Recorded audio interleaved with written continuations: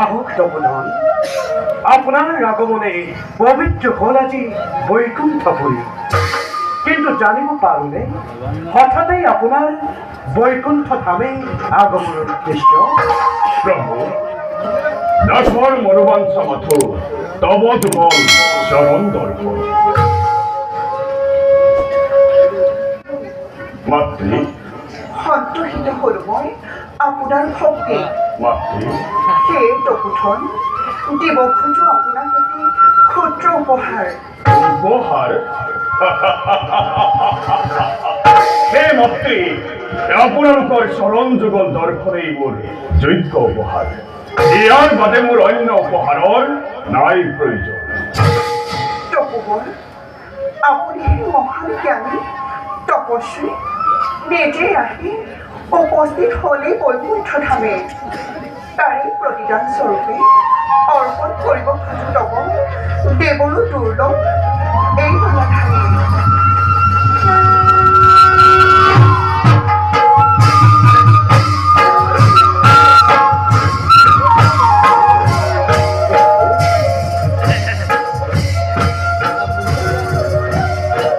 দিয়ক মাতৃ, দিয়ক।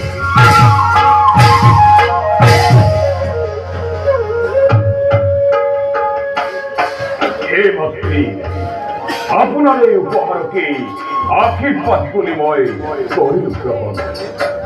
হে প্ৰভু কমলৰ চল মুনিবৰ, হে অভয়শ্বৰী দাসে এতিয়া মাগিছো বিদায়। হৰি ওম তৎসৎ, হৰি ওম তৎসৎ, হৰি ওম তৎসৎ।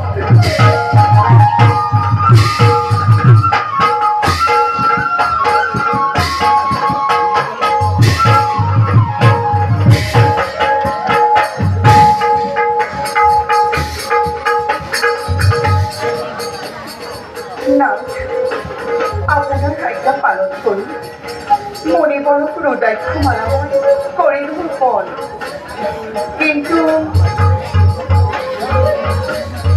কিন্তু স্বামী, ইয়াৰ পৰা দেৱতাৰ গৰ্ব কেনেদৰে হ'ব খৰ্ব?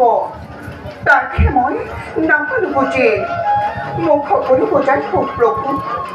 অধৈৰ্য নহবা প্ৰিয়ে, অগ্নিকুণ্ড সম দুৰ্বাঘাৰ ক্ৰোধৰ বিষয়ে তুমিতো জানা ভালদৰে। গতিকে সময়ত তুমি স্বচক্ষে সকলো দেখিবা। এতিয়া বলা নিজ কৰ্তব্যত আমি সংগ্ৰাম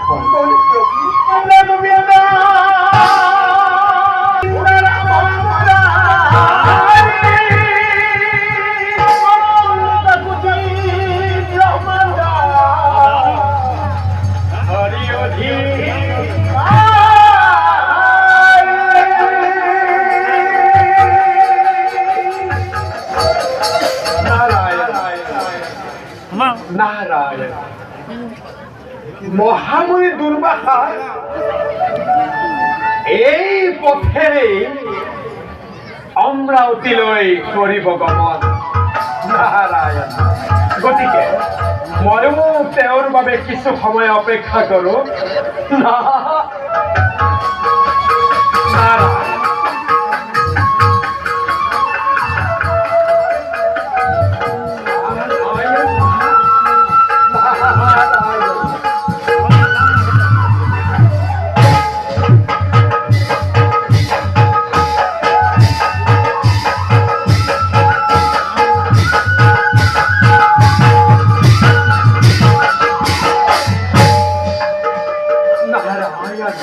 প্ৰণাম দেবৰ্ষী। প্ৰণাম প্ৰণাম মুনিৰাজ।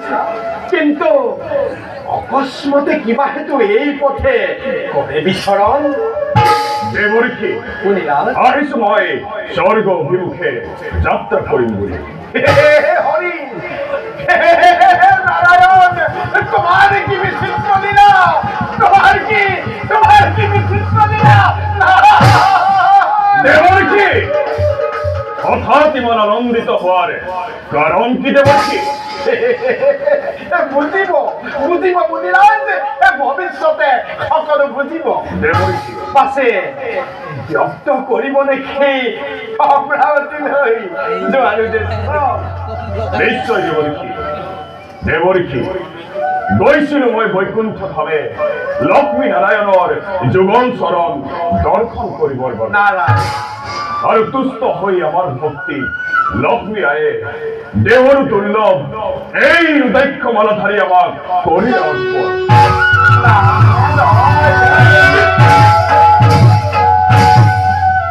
কিন্তু দেৱৰকে কিন্তু আমাৰ দৰে তপস্বীৰ গলত এনেহেন মহাৰত্নই শোভা নকৰে লক্ষ্য সেইহেতু এই মহাৰত্ন মই দেৱৰাজিন্দৰ হাতত সমৰ্পণ কৰিম বুলি স্বৰ্গ অভিমুখে যাত্ৰা কৰিব বিচাৰিছো ইয়াত আপোনাৰ মতামত কি দেৱৰকে নাৰায়ণ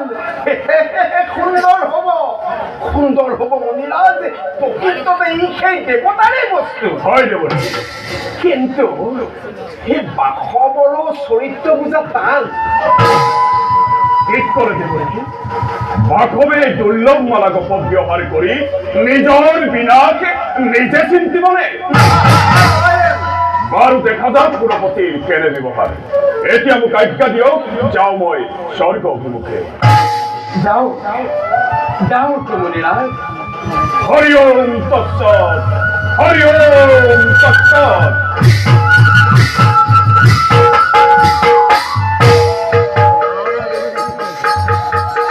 নাৰায়ণ নাৰায়ণ দুৰ্বাসাৰ দ্বাৰা বাসৱক মালা অৰ্পণ আৰু এই মাত্ৰ আৰম্ভণি ইয়াৰ সহায়ত মহাভক্ত বলিৰ মনোবাঞ্ছা পূৰ্ণ হ'ব আৰু দৰ্প শূন্য হ'ব দেৱতা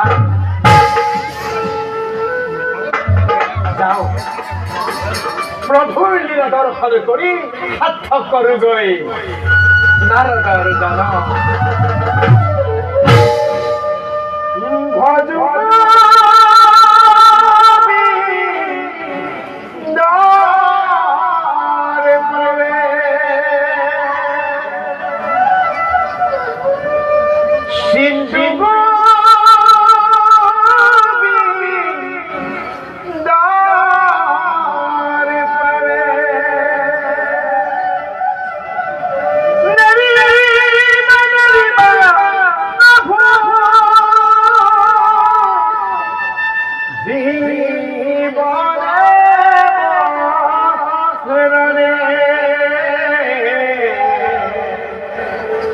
হৰি ৰাম